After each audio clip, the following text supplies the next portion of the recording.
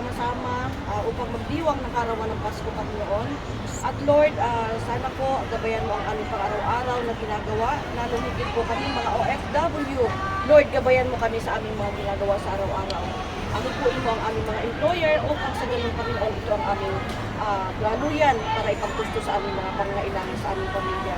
At ganun din, Lord, sa may mga kaarawan sa ngayon, Lord, ipuin mo sila at nawa, Lord, balutin mo sila ng banal na espiritu upang alisin ang anumang karamdaman sa kanilang mga pangatawan at bigyan mo po sila ng maraming blessing upang sa ganun, Lord, matagumpayan nila ang kanilang mga pangarap sa buhay na gusto nilang marating.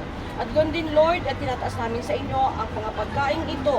Nawa, Lord, gamitin mo itong kagalingan sa anumang karamdaman sa aming mga katawan, Lord.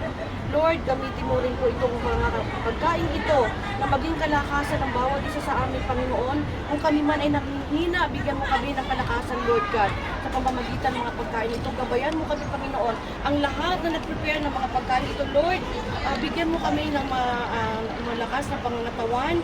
Padaluyin mo ang iyong kapangyarihan sa pamamagitan ng mga pagkain ito na bigyan mo kami ng kalakasan sa aming mga pangangatawan upang ang aming mga pamilya ay aming masubaybayan at mabigyan ng mga pangangailangan nila sa araw-araw.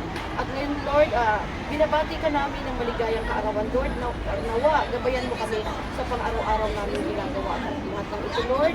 Itanataas namin sa iyo, Panginoon, sa pangalan ni Lord Jesus. Amen. Namin, Merry Christmas po sa lahat mga kalingap. Good morning, good morning. Hindi nabuksan yung aking salad de macaroni. Sabi ni tatay, padalang ko daw siya ng salad niya.